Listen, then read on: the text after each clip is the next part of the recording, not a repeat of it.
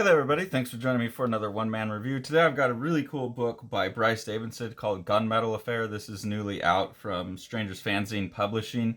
This is one I've been waiting for a while. I've been following Bryce develop it on Instagram and think look really cool. And after having read it, I'm like really impressed by it.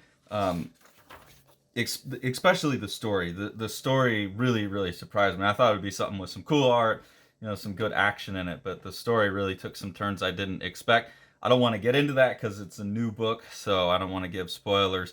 My only complaint about the book is there's some weird things here and there that I'll point out with the production, where it's like scans of the art get blurry and stuff, but the art's really cool. There's a lot of references I see, but I can't pin on any one thing. There's a real good kind of mix of influences in here, I think, but really nice line work. Really like how hatching's used throughout the book. Some times where you have these really big thick strokes and other times where you have a lot of thin hatching. So this to me looks like an artist that's still kind of developing their technique. These big kind of John McCrea brush strokes that I see people like Al Gofa using and whatnot, and then these really thin kind of tiki marks that look more European, more like Moebius to me, all coming together. So an overview of the story without giving anything away is you start off with these a battle scene here with these pilots piloting these mecha, and the AI in the mecha that helps them autopilot kind of kicks in. The autopilot kicks in, and something goes wrong. They lose transmission, and I really like the effect here that's used to get this loss of transmission. And then you get some art like this that looks again like more European to me, or almost there's also a bit of like Dave Gibbons in it. It's a really strange mix that works really well. It seems also obvious, but also like there's a bunch of artists that I wouldn't normally put together. So I really like that. But anyways, that's the premise. And then you get basically a jump 2 weeks later, and these people in charge of the military are activating Agent Winters. There's some kind of unexplained thing where Winters is obviously someone who's put on ice and brought back out and has a real limited amount of time that he can go on a mission and complete it before he has to be put back on ice. That's never really explained too much, but that's what it is. So he's sent out to figure out what's gone on with these lost battle suits. One thing I noticed here is that Agent Winters is 6'2" and 182 pounds, which seems pretty thin for a secret agent at 6'2". But those lanky fellows can be problematic. So I'm trying to pick which art to show without giving a lot away, but to give away some of the really nice pieces as well. This is a piece that I'm pretty sure I saw on Instagram that got me really interested in the book. The combination of that like battle scene, this is again this kind of Moebius Anki Bilal rendering on the stuff, but then with these really big open like beautiful flowers and things like that, I find really compelling. So this is Agent Winters out now trying to track down these two mecha and their pilots who have gone astray. I can't show you what's on the page turn, even though it's my favorite image, and it's also my favorite concept, and it's kind of a really interesting crinkle in the story as well. But on this page you get some really interesting like topographic renderings, and then there starts to be a chain of logic here, and the way this chain of logic plays out on the next page is really interesting and really cool. But it's you equal enemy, enemy equal conflict, conflict equal everything, and then it progresses from there to make a really interesting point.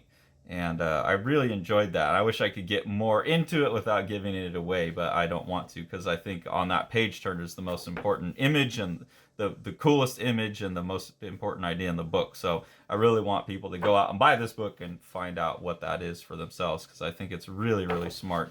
And then on this page is the one where there's some weird production stuff. Like this image of the flowers here looks like a blurry photograph of maybe the flowers from earlier. It doesn't look scanned like everything else. Maybe that's intentional, because this is kind of like this hallucinatory when Winters is back in his little preservation coffin thing, because it's like a dream sequence. So maybe that's intentional. But there's definitely some moments like that throughout where I've seen Stranger Fanzine's other publications, and they usually have really nice paper and really crisp publication. But the blacks aren't as saturated as I'm used to, and the paper's a little bit thinner, and then there's some weird things. So I don't know if that's just the files they're receiving or what's going on with that. But that's me and my finicky eye paying attention to it. Really, this is, like I said, a great book all throughout. I really love the imagery all throughout.